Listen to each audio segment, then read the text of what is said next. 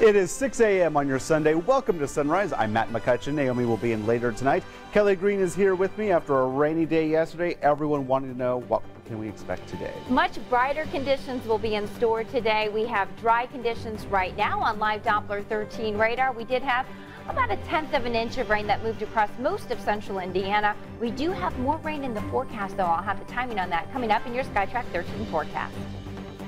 Plus, a tragedy in Clinton County. We now know what caused a house to explode, killing 2 people inside. What fire investigators are telling us this morning. And the rain is falling faster than they can deal with it in Texas. Will they ever catch a break? The answer is next. Also, putting the past where it belongs. The Colts hope to bounce back from the national embarrassment of last week's loss. How they can win against Drew Brees and the Saints. From Indiana's news leader, Eyewitness News Sunrise starts now. Good morning. Kelly and I have our blue on. We're all hoping for a Colts victory today after such a disappointment last weekend. It was rough. It's in the past. Let's not talk about it. We're done. We're moving on. Optimistic about the future, today's game and today's forecast, because I was surprised we had a decent downpour yesterday, which is very needed. We definitely needed it. We only had 19/100ths of an inch for the entire month of October, and we are tracking more rain for the last week of October. Right now, though, it is quiet and dry across central Indiana. Temperatures have been pretty mild, although they're starting to tumble as the clouds gradually clear out this morning. Yesterday was a cloudy day, but we'll see much brighter conditions across central Indiana. Here's a look at our satellite radar. We've had those clouds already thinning out from northwest to southeast this morning. The rain has come to an end, and we are going to see quieter conditions today. Temperatures have been falling, though, as you can see here. Last night at 8 o'clock, we were at 60 degrees, and temperatures have continued to tumble into the upper 40s this morning. Here's a look at our weather bug network temperatures. It's currently 50 degrees in Logansport, 47 in Lafayette, 47 in Frankfort, and also 47 in Zionsville. Currently 49 degrees at the Indianapolis airport. Winds are out of the northwest at 8 miles per hour. Feels like temperature 45. Here's a look at future track. It does clear out the skies later on this morning into the afternoon, so it's going to be a much brighter, fantastic fall day with temperatures really climbing into the low 50s. We'll have more details about this cool finish to our weekend. Also, heavy rainfall possible and your Halloween forecast. All the details coming up.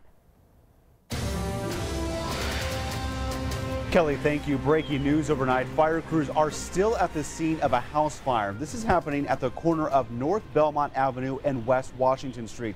We are told that the home is occupied, but no one was at home at the time of this fire. We do know the fire caused about $20,000 worth of damage. We'll continue to update you. And new on Sunrise this morning, a barn in rural Marion County is destroyed in a fire overnight. We've learned the homeowner woke up and noticed the barn engulfed in flames. A viewer shot this video of the fire. Several fire crews had to be called in to battle the blaze, and a water tanker had to rush water to the scene. The barn was used for storage but did not include any livestock. Firefighters contained this fire to the barn, which is a loss. A natural gas leak is to blame for a house fire and explosion in Clinton County. 2 people were found dead in that house, though we don't know yet exactly how they died. Now, this all happened Friday afternoon near the town of Colfax. Here's Eyewitness News reporter Jeremy Brilliant with details on how that fire started and what investigators are looking at this morning. Smoke still rises from the ashes a full day after this home exploded and caught fire. The whole house was engulfed in flame. It was gone. There's nothing left. The blaze could be seen from miles away. A passing interstate motorist saw it around 3:15 Friday and called for help. Just the flame, that's it. The whole thing was in flame. So I walked around here. Neighbor Mark Lawson was inside his home and heard something loud. So it had to be some kind of an explosion. It was pretty violent. A violent explosion possibly caused, investigators say, by a natural gas leak from inside the home. The force of the blast was incredibly intense, so intense that pieces of debris were scattered all over the place. Some even landed on I-65. That's about 150 yards away. The explosion and ensuing fire ruled an accident, officials say, with no foul play suspected. Unfortunately, we had 2 perish, and we just try to do what we can do to get through it. Friends of the still unidentified victims say they are a husband and wife, that she had retired recently and he was about to retire. It's just a sad thing. The only fortunate part is that this home is isolated. Yeah, if this would have been in a housing addition, obviously we'd had a bigger mess. Probably had more homes that would leveled them homes and possibly set fires to others. So while no doubt a tragedy, it's one that could have been much worse. In Clinton County, Jeremy Brilliant, Channel 13 Eyewitness News. We've learned autopsies on the victims are scheduled for Tuesday. That's when we should learn more information about the cause of death and when they will officially be identified. Yesterday's rain helped a little bit with the dry conditions all around our area and in Henry County, but the burn ban there is still ongoing. Yesterday, county commissioners decided to allow camp and cooking fires because of recent rain. The modified burn ban is still in effect until tonight at 8 when they'll reevaluate. Last check, Fayette and Martin counties also have burn bans in place. The president is taking a strong stance against the practice of teaching to the test that has become standard practice in American schools since the inception of No Child Left Behind. He posted his comments in a video message on the White House Facebook page. He says he hears from parents who think there is too much testing and from teachers who say testing takes the joy out of teaching. Learning is about so much more than just filling in the right bubble. So we're going to work with states, school districts, teachers, and parents to make sure that we're not obsessing about testing. President Obama is now asking the Department of Education to take a hard look at standardized tests. He wants them to make sure that the testing is necessary, doesn't take too much time, and is only a part of a student's overall evaluation. In local politics this morning, early voting numbers are down in Marion County, although they did have a surge in voters over the weekend. Yesterday morning, the county clerk's office said they had a total of about 1,750 early voters. That compares to more than 3,000 early voters at this time during the 2011 municipal election. But they also said they had a surge of more than 150 voters show up yesterday during the first hour and a half of early voting. Early voting ends at noon on November 2nd. Election day, of course, is then on November 3rd. And with Election Day now less than 2 weeks away, we'll soon find out who will be the next mayor of Indianapolis. But this morning, you can hear what the two candidates have to say about the future of our city. Democrat Joe Hogsett and Republican Chuck Brewer will be live in our studio for a special edition of Inside Indiana Insiders. Later this morning, Your Next Mayor airs at 9:30 right here on Channel 13. You got Griff Whalen ready to take the snap. He'll snap it. Actually, Colt Anderson is behind him. And what in the world? It's the play that still has everyone talking, and the Colts would like to forget about this and put the rest of last week's loss to the Patriots behind them. A win today against the New Orleans Saints would go a long way in doing that, but as our sports anchor Jason Spells tells us, that isn't as easy as it seems. Welcome back. Two of the Colts' next three opponents are undefeated. New Orleans is not one of those teams, but that is who the Colts will face later this afternoon. At 2-4, you could say the Saints are the calm before the storm, but that would mean overlooking New Orleans quarterback Drew Brees. The former Purdue Boilermaker missed only one game this season due to injury, and yet he remains one of the top passers in the NFL. We know the defense will have their hands full with Mr. Brees. As for the Colts offense, they are coming off one of their best games of the season. No turnovers versus the Patriots. That being said, they still lost that game. Indy's 3-game win streak went away with that L as well. Andrew Luck says this week has been about looking forward and not dwelling on that loss. Win, lose, draw, whatever has happened the week before, your mind, you flip that switch and it's on to the next opponent. Now, you figure out how to get a win against New Orleans. That is 100% of everybody's effort, and that's the way it should be. And you learn pretty quickly in the NFL. Learn this as a rookie. That's how it has to be if you want to win games. The Colts and Saints kick off at 1 o'clock. We will have a full recap coming up on the news at 6, as well as the Sports Jam. Hope to see you back later this afternoon. Jason, thank you. A lot to look forward to today and hopefully a victory. Well, torrential rains continue to fall in the Lone Star State this weekend. How the storms almost turned deadly for 2 railroad workers and the measures being used to fight back during the rising tide. Plus, the changing of the seasons may have you teary-eyed and sniffly in more ways than one. How you can combat those pesky fall allergies next.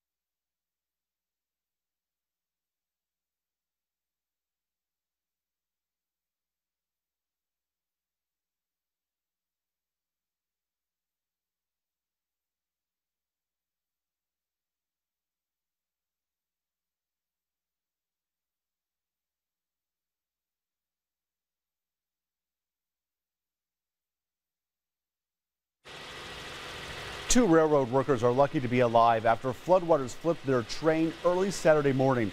It was hauling cement when it hit the high water and derailed about 50 miles south of Dallas. A rescue crew had to pull them from the partially submerged train. Incredibly, no one was hurt. It's just a mess in several parts of that state. More than 18 inches of rain have fallen in some parts of Texas as the remnants of Patricia continue to move east. In San Antonio, rescue crews there are searching for a man swept away by floodwaters while walking his dog. Officials say the man had been trying to stop the dog from heading into a drainage ditch when he got sucked into the rushing waters. Multiple dams have been opened to alleviate overflowing rivers, but that could end up closing roads. Several voluntary evacuations have been issued throughout the state. The woman known for starring alongside John Wayne in Doubting Santa Claus has died. Maureen O'Hara died in her sleep yesterday at her home in Boise, Idaho. She starred with John Wayne in The Quiet Man and McClintock and played the mother in Miracle on 34th Street. The Irish-born actress got her star on the Hollywood Walk of Fame in the early 1990s. A wreath and flowers have been laid there in her honor. Maureen O'Hara was 95 years old. Halloween is almost upon us, and folks are getting into the spirit of the season all across the country, but some take it a little further than others.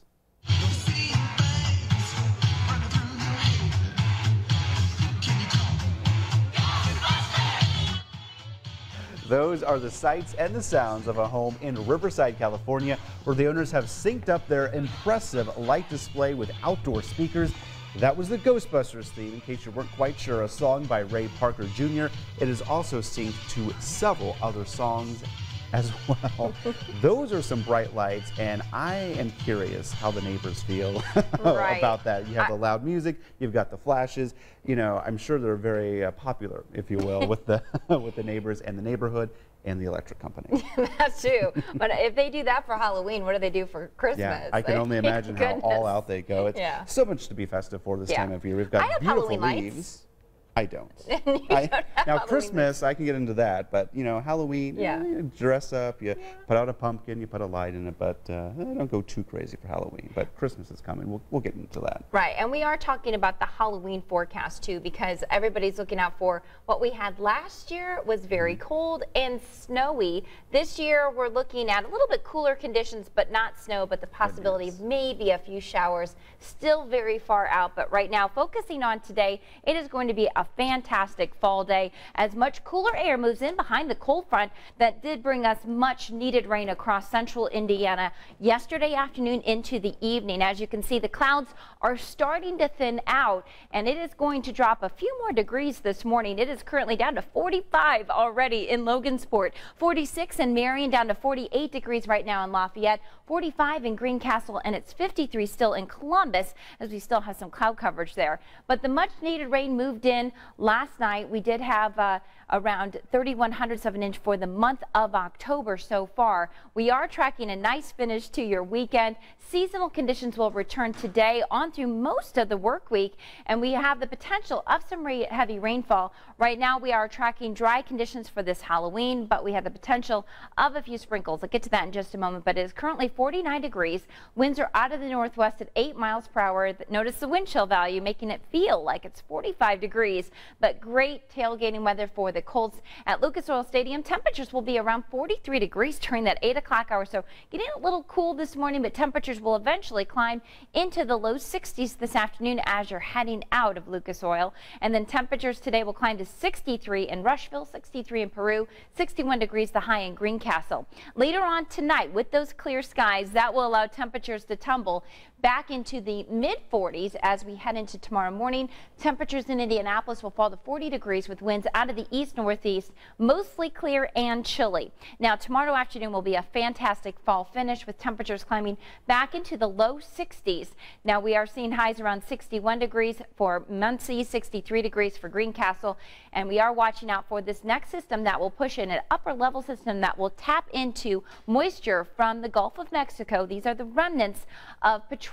So as we head into Tuesday afternoon, that's when rain and possibly some steady heavy rain will be possible Tuesday night into Wednesday. 62 your high for this afternoon, 63 on Monday, and then we start to see the rain pushing in late Tuesday night at the latest, and that will continue into Wednesday. breezy and blustery on Thursday. Matt? Kelly, thank you. Living in downtown Indianapolis is getting a lot easier with a growing number of new homes and developments to choose from all across the area. That's what the Builders Association of Greater Indianapolis is highlighting through its first ever Indy-Rama Home Showcase. Here's our Sunrise reporter Carrie Klein now with a tour. Welcome to the quaint and quiet Heron Morton neighborhood on the city's near north side. We're just 2 blocks down from 16th Street and a variety of shops, restaurants, and all of the modern conveniences of downtown living. This home is more than 100 years old, but on the inside, everything is brand new. And this house has come a long way. Joining me now is the architect, the designer of the home, Melissa Iannucci with Trade Design Studio. Hi, Melissa. Hi. This house, you guys had to do some major work before you could even start working on it. Yes, we did.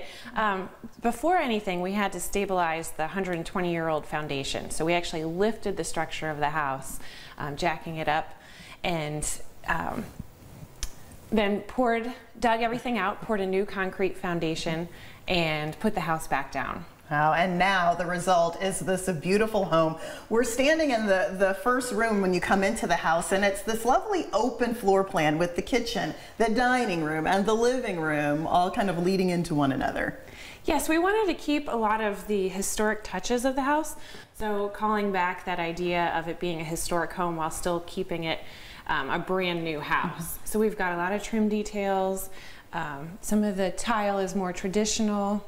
And then this beautiful wood that you were able to save from the home. Yes, the original so that's structure. actually the original framing material that we took down, pressure washed, and then reapplied it to the space to cover the bottom of this soffit that holds the plumbing line. Here on the second level, this space wasn't even livable when you all first got the house. No, it wasn't. We actually extended the exterior walls up 5 feet from the floor to allow us to then get some really great tall spaces in here. We've got 10-foot ceilings and 3 bedrooms, 2 bathrooms up here, his and her closet in the master. The paneling was actually original to the attic. We took it down and repurposed it in a few places. Here you see it along the back of the master bedroom wall. Tell me about this bathroom, because it's a real showstopper. This bathroom is great. We've got a freestanding tub, a 2-person shower, 2 master sinks, and the beautiful skylight that lets in the light from the outside. So it's really wonderful.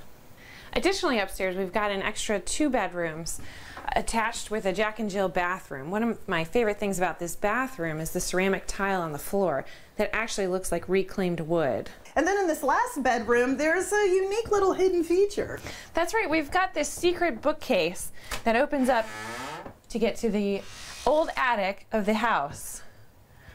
Here on the lower level, so much more living space, starting with a laundry room right here, and then some pretty significant artwork. Yeah, we found these posters in the rafters of the attic.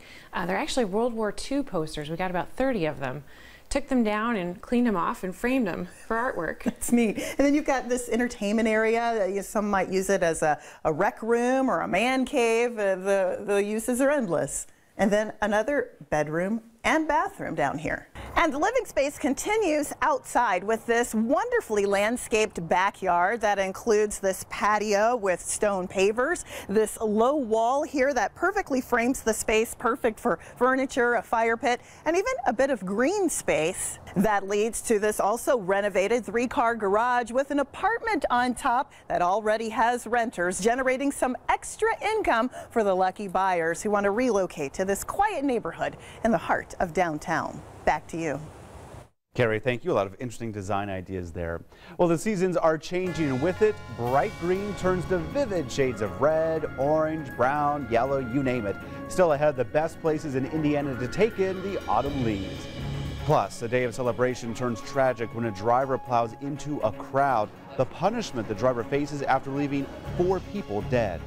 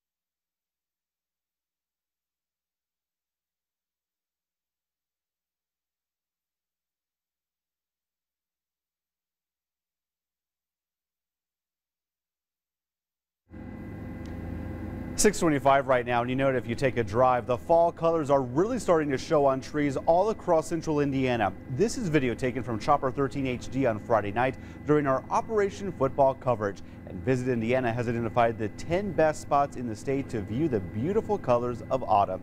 Number 1 on the list may not surprise you, Brown County State Park. Leaders there say this is the prime weekend.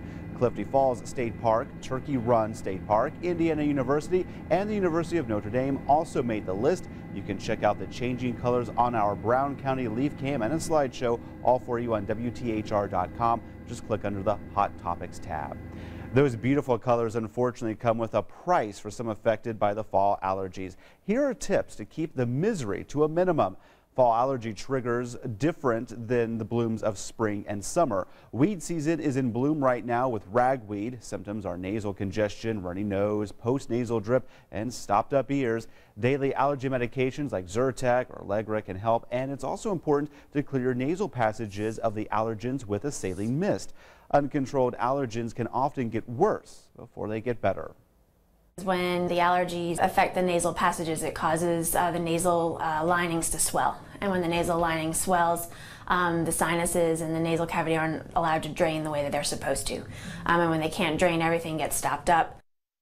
If you develop headaches, a fever, and an upper respiratory infection, it's time then to head to the doctor's office.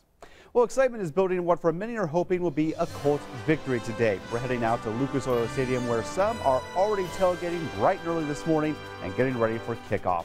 Plus, what started out as the most powerful hurricane in history has weakened to a tropical depression, but it still did some pretty significant damage in between. Where it hit the hardest next.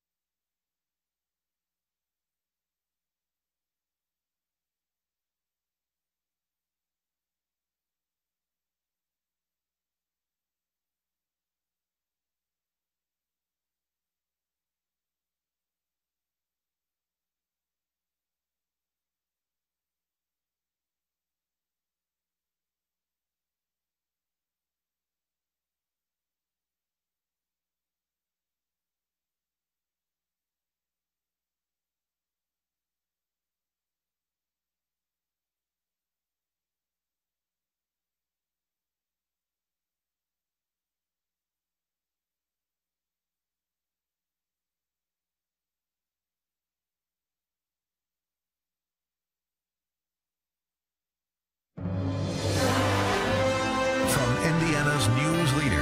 Eyewitness News at Sunrise continues. 6:30 on this Sunday morning. Thanks for joining us for Sunrise. I'm Matt McCutcheon. Naomi will be in later. Meteorologist Kelly Green joins us. We've got a lot to talk about today. We've got fall foliage in full bloom, if you will, all across the area, like Brown County. You can go out and do that. Go to the semi-annual fish fry in Bentonville at 11 o'clock today, and the Colts game as well. So absolutely, there's a lot to enjoy today. Yeah, and you know what? It's going to be dry, so you can do all those outdoor activities that maybe you put off yesterday to do today. Maybe raking some leaves, because we did have several of them fall down yesterday. We had the front move through, so it did bring some gusty winds across central Indiana, in excess of 20 to 35 miles per hour in some locations. The front is now pushed off to the east, and we are dealing with a gradual clearing of the skies. With those winds out of the northeast today, it will continue to bring that drier, cooler air into central Indiana. And temperatures are responding. Temperatures already down to 45 degrees right now in Logansport, 48 in Peru, 45 in Sharpsville, 45 degrees in Lafayette. As you head out this morning, you definitely want to take the jacket, as temperatures down to 49 degrees at the Indianapolis airport. Winds out of the northwest at 8 miles per hour, and it feels like it's only 45 degrees with overcast skies. But we'll see those skies gradually clearing out from northwest to southeast today. So we'll see a much brighter day today. Dry conditions as well all across central Indiana this afternoon. It's going to be a fantastic fall finish to your weekend. We'll see mostly sunny skies by afternoon. Temperatures, though, this morning in the low 40s. If you're tailgating for the Colts game, definitely need to wear some winter gear for that. As we head into the afternoon, though, we'll see those temperatures climbing into the low 60s, and it's going to be a fantastic afternoon. But we are tracking more rain in your forecast. I'll have those details coming up in your full forecast. Matt? Kelly, thank you. The history-making hurricane that hit Mexico's Pacific coast left surprisingly little destruction in its wake for a Category 5 storm, but it did trigger flooding and damaged homes, businesses, and roads. The storm's strongest punches landed to the south of Puerto Vallarta, toppling trees and flooding neighborhoods. Further inland, 12 to 14 inches of rain caused asphalt and concrete to simply cave in. Still, Mexico's president says the destruction is not nearly as catastrophic as many had feared. And now southeast Texas is coping with heavy rain from overnight, the remnants of Hurricane Patricia. We also have a good update for you this morning about the Noblesville native who was stranded in Puerto Vallarta during the height of the storm. We're happy to tell you that 24-year-old Ben Stevenson is doing just fine and is back in the United States. His mom says they were able to stay in touch through text messages all night long. Now he and his travel partner are checking in at the airport to get a flight back home. Ben also wanted to thank everyone here in Indiana for the support and prayers. He also said that right now the country is dealing with some flooding, but the sun was shining earlier in Mexico. Tragedy in Oklahoma, where a crash during a college homecoming parade has left 4 people dead and 40 more injured. Now the woman behind the wheel is being charged with drunk driving. The Sea of Orange parade for Oklahoma State University is normally a happy event, but it turned tragic when police say a woman crashed into a parked police motorcycle and then sped into a crowd of people. She left behind a chaotic scene, as you might imagine, with people screaming as first responders rushed to help. Witnesses say they were struck by the heroism. One lady told me about how the men picked up the car and helped the people that were trapped under the car and got them out and took people in their cars to the hospital, and just strangers helping strangers in a time of great crisis. The driver has been arrested and is charged with drunk driving. Oklahoma's governor has ordered flags to be flown at half staff across the state as the investigation into what happened and the mourning continues. Despite the tragedy, officials chose to go ahead with the homecoming football game. Outspoken head coach Mike Gundy discussed the painful choice after the game. It was really difficult for our coaching staff, our team, myself, being an Oklahoma State alum, and what we and I think other people across the country consider the greatest homecoming in college football. The team played with a lot of emotion, beating Kansas City 58-10. The tension between Israelis and Palestinians is touching people across the globe, sparking protests right here in Indianapolis. Dozens of people showed up at the Monument Circle yesterday protesting the Israeli occupation of the Palestinian territories. They say they want the U.S. to stop funding Israel while the country is attacking Palestinians. This shows that we're still here, we're still existing, we're not died out, everyone's here. Everyone wants one thing, and that's a free Palestine. We want the people to be able to walk in the streets without having fear in their heart of dying any second. Tensions have spilled into violence in recent weeks. 6 Israelis and more than 40 Palestinians have died in several attacks and clashes with security forces. The protesters say October has been a particularly deadly month for Palestinians. Police in Greensburg are tracking down the source of funny money that's been flooding into town. According to our news gathering partners at the Daily News, police have gotten more than a dozen reports of counterfeit bills showing up at banks and businesses since July. Investigators say the cash even passes the counterfeit marker test. That means employees aren't questioning the fake bills, so police have very few leads and, so far, no suspects. Every 5 seconds, someone has his or her identity stolen or seriously compromised. Yesterday, WTHR helped lots of local folks protect that personal and sensitive information. Eyewitness News teamed up with Crime Stoppers for Community Shred It Day. Volunteers and police officers were at 6 different locations around the city, including WTHR here at 10th and Meridian. We noticed boxes of documents and all kinds of electronics for hardware shredding.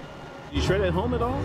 I do a little bit, but this is easier. I just put it in a box and wait till you guys call up and say, hey, we're having the shred day, and I bring it on down. We're happy to help her.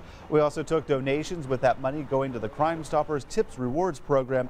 The next Shred It Day circular calendar comes up in April.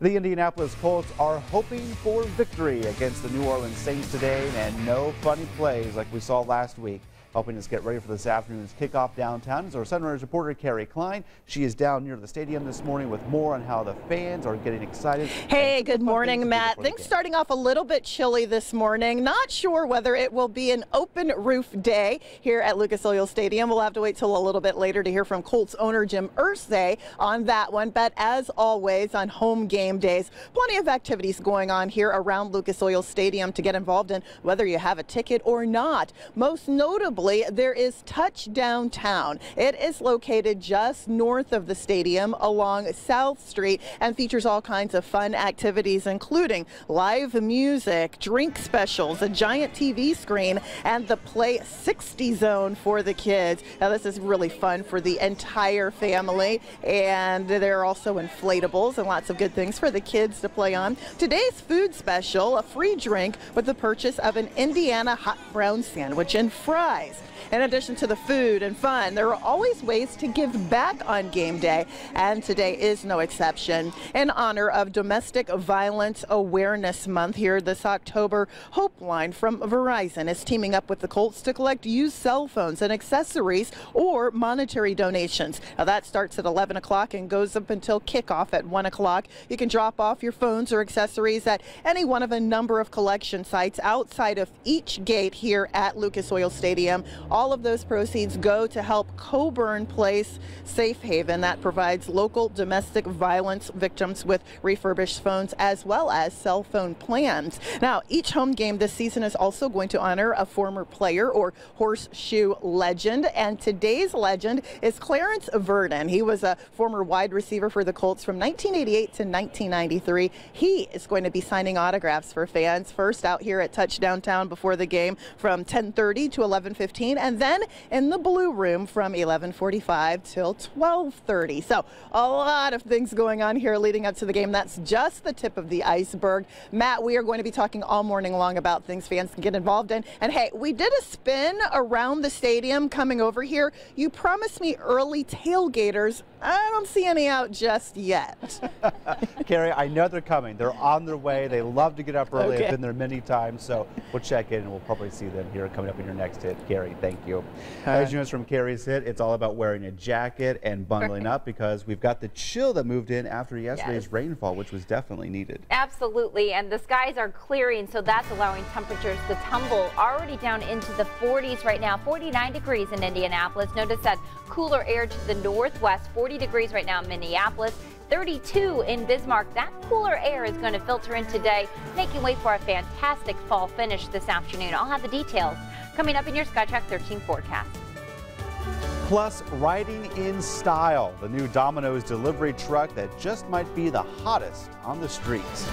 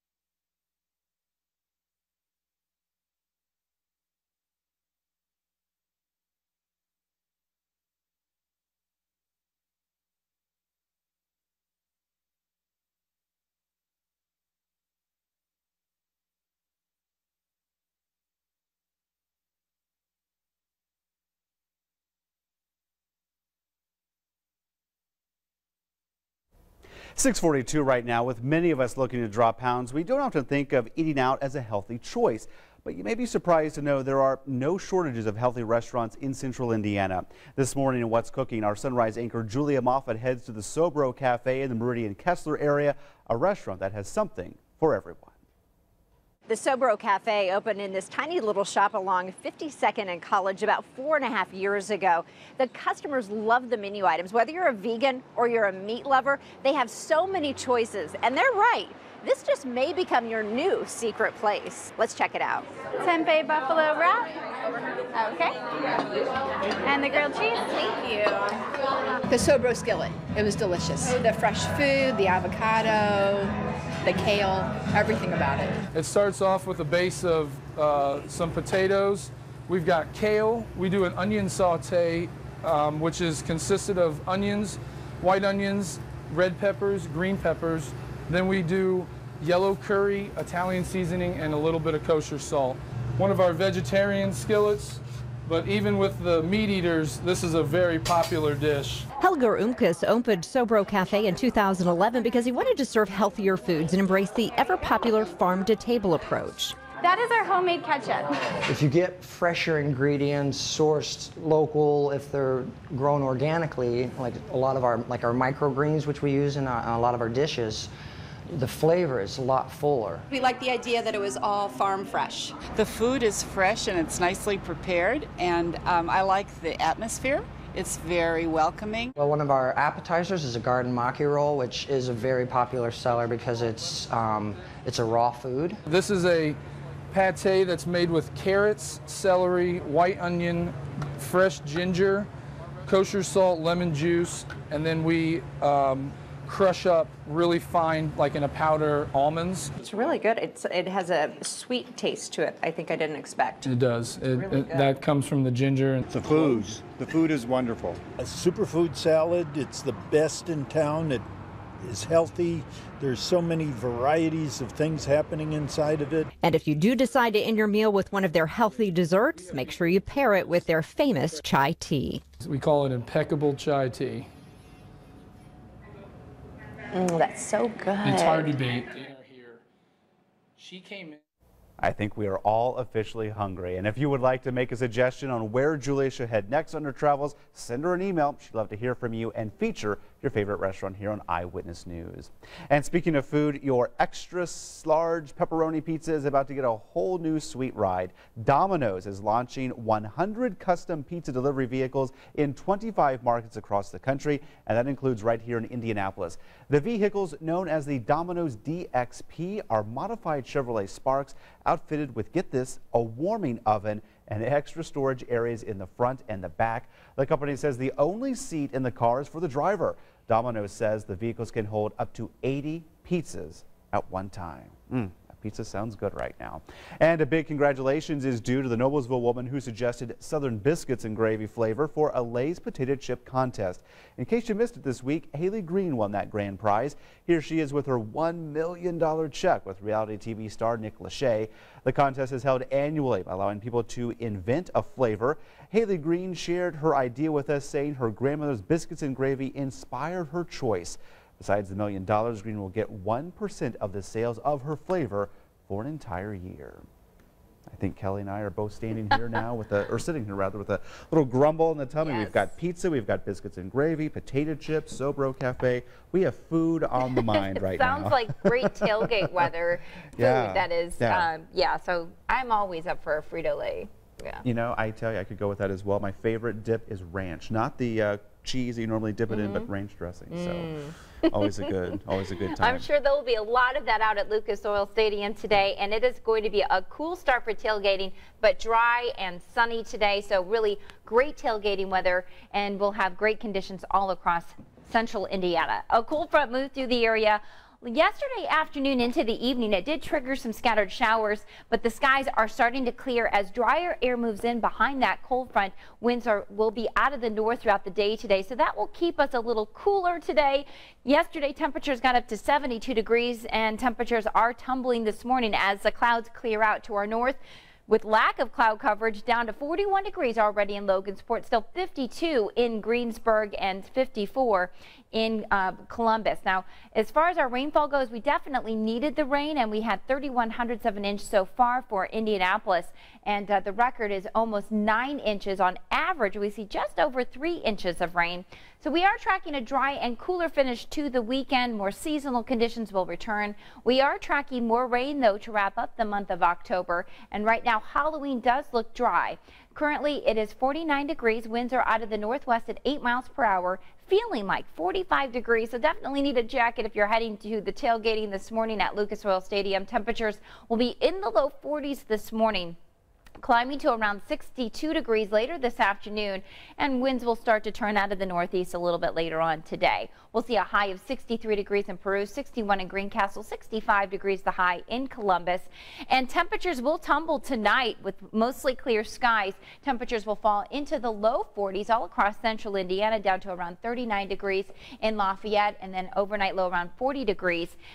For tonight in Indianapolis. Mostly clear and chilly with winds out of the east-northeast at 5 to 10 miles per hour. A fantastic fall day tomorrow. Yes, a cool start in the morning, but temperatures will rebound back into the low 60s tomorrow afternoon. High of 63 degrees in Richmond, 61 in Marion, 63 degrees in Greencastle. Now, we are tracking this moisture from the remnants of Patricia. It will begin to move in here on Tuesday. We could see some heavier rainfall. Showers will be possible Tuesday afternoon, and then they will become likely Tuesday night and into Wednesday. Could see some very steady rainfall with temperatures climbing into the low 50s as we head into a blustery Thursday. So a lot of changes moving in, and the next Saturday is Halloween. We are tracking dry conditions for now, but there's a chance of a few scattered showers late Saturday night. Matt? 60s while we can. Kelly, thank you. Some of the most talented bands in the country were actually here in Indianapolis this weekend for a major competition. Up next, the Indiana band that came out top on last night's competition. And I'm Jason Speltz. Coming up in sports, the Indiana Hoosiers on the road at Michigan State, taking one of the top teams in the country almost to the end. Highlights from East Lansing and Hoosier hysteria at the Assembly Hall. We get you ready for basketball season coming up in sports.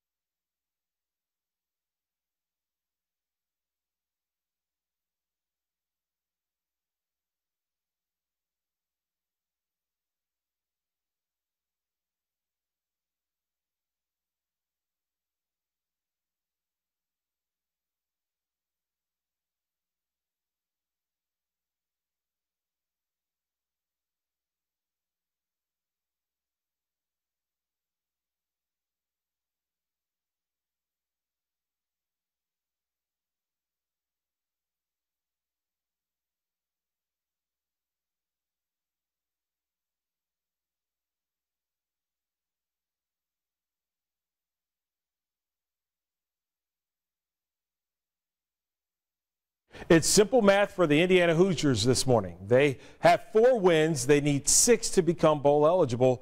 With 5 games remaining, of course, there's still plenty of time to get those last 2 wins. But the sooner the Hoosiers get lucky number 6, the better. IU visiting Spartan Stadium this weekend, taking on number 7, Michigan State. A good start for running back Jordan Howard. Takes a handoff from 5 yards out, puts Indiana on the board first. Head coach Kevin Wilson, your thoughts on that play? Give the ball to the guy, let him run that way, gets us a score. Right before the break, though, Michigan State, they rattle off 21 unanswered, and Nate Sudfeld would respond. 42-yard bomb to Semi-Cops Jr. Indiana down 1 at the break. This one would remain close until the 4th quarter. There, things just came apart for the Hoosiers.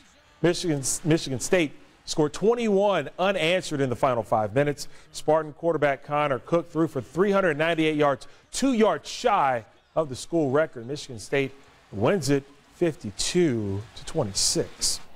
Well, with that being said, it's never too early to start talking about basketball for the Indiana Hoosiers. The season begins in 2 weeks, and IU tipped off their season with some fun at Hoosier Hysteria. The men's and women's team taking the court at the Assembly Hall. Of course, there were a lot of skits, but there was also an exhibition challenge. Many of the players showcasing their 3-point shot, their ability to get to the basket, and let's be honest, the Hoosiers will need all of that this season. Many polls have them predicted to be a top 15 team this year. Here's head coach Tom Crean on how successful he thinks his squad can be. There's a lot of room for improvement in every area of our play, and especially our guard play. I mean, I think we're going to be able to really play fast, but we can't play reckless. And Yogi is the one that does the best job of that, but we need to get more of that from other people when it comes to playing with a very sound mind on what we need to do. The success of the Hoosiers will depend on their presence in the paint, and that will fall on the shoulders of 6'10" freshman center Thomas Bryant. Looks like he can dance a little bit there, too. Here's head coach Tom Crean once again, this time on the quick growth of his McDonald's All-American. The best thing you can say about him is we knew every day that he wasn't in there. And we've got some veterans on our team, and we certainly knew when he was back in there. And I think he's going to get better and better. He's a very quick learner. He's a sponge. He wants to get better. He's not afraid to ask questions. He has come in with a tremendous humility. And you combine that with the upside that he has and the energy that he has and the fact that he's a few months into being 18 years of age, he's got a great future. I had the pleasure of singing to the pitch we go, the final home game of the season for the Indy 11. Many seasons to come for the boys in blue. Indy hosting Fort Lauderdale. Picked this one up in the 19th minute. Don Smart in for the score. Of course, you got to release all the smoke. It's the final game of the regular season. You got to let everything go. 43rd minute, Dylan Myers to Brian Brown. Indy 11 scored 2 in the first half. They win it. Final on this one, 2-1. One more game left before they put a wrap on the 2015 season. Still much more to come this morning in sports. A bit later in our show, we get you ready for Week 7 of the NFL. The Indianapolis Colts hosting the New Orleans Saints. Can Indy move past that New England loss? We'll see you a bit later in the program. Thank you. A game we are all looking forward to. And after you went to bed last night, there were some very exciting moments in the world of hockey. Seabrook looks to Patrick Kane. It jumped away, but Taves carried on, trying to beat a check. He did. Taves driving. Kochek, hit it and score! Taves would not be denied. In a rematch of this past summer Stanley Cup final, Chicago Blackhawk captain Jonathan Taves got the winning tally as he outmuscles 2 Tampa Bay defensemen en route to the net. Hawks win 1-0. And up in Vancouver, the Red Wings got some late-night heroics from winger Gustav Nyquist. His goalkeeper catches the Canucks on a line change, which leaves Nyquist wide open for the game winner in overtime. Detroit wins 3-2. Well, you know, burn bans are still in place across Indiana, but yesterday's rain helped change that. Can you have that bonfire you've been planning? The answer up next. Plus, kickoff for the Colts game is just a few hours away. We'll have the keys to a victory over the Saints coming up next.